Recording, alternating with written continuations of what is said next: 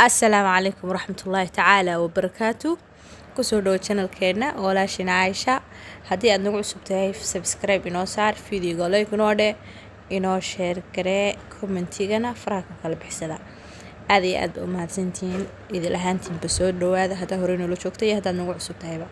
Maanta waxaan sameysanaynaa cabitaan cafwan macmacaan yar oo iska fudud ka kooban laba shay. halka waxa ku soo shubanaya caano hadba qiyaasta inta aad ka rabtid aday kugu xiran tahay. waxa ku soo darsanaynaa sonkor yar oo aan badnayn oo isku laaqaynaa. kadib waxa ku soo darsanaynaa warango ama nasha baashan ay dhahaan. si fiican ba isku soo walaaqaynaa. inta kadib waxa ku darsanaynaa wixii udgoon aad haysatid, hadduu hayl shiidan yahay, hadduu qorfe yahay iyo hadduu carfis yahayba. anigu hayl aan midhihiisa aan shiidnayn baan ku soo daray. sidoo kale qorfe shiidan baan ku soo daray. waxaan kale oo aan isticmaalayaa oo aan ku darsanayaa carfiso wax yar ah. inta kadib saas oo diyaar ku tahay. intuu ka bislaanayo baa sugaynaa.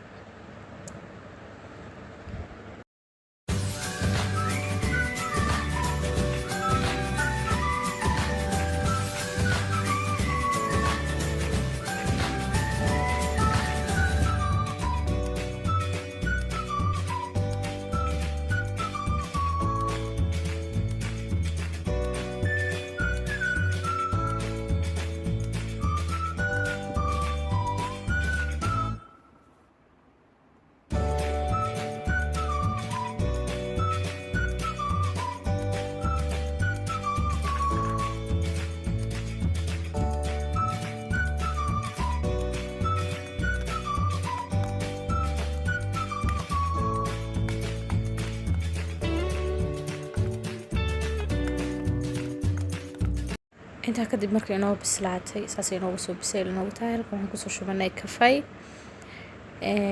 waxa isticmaalnaa buskudkii hadba buskudka nooca ah haysatid ba isticmaali kartaa. kafaygaas soo dhex gashaynaa waa ku yar qoynaynaa yacniga.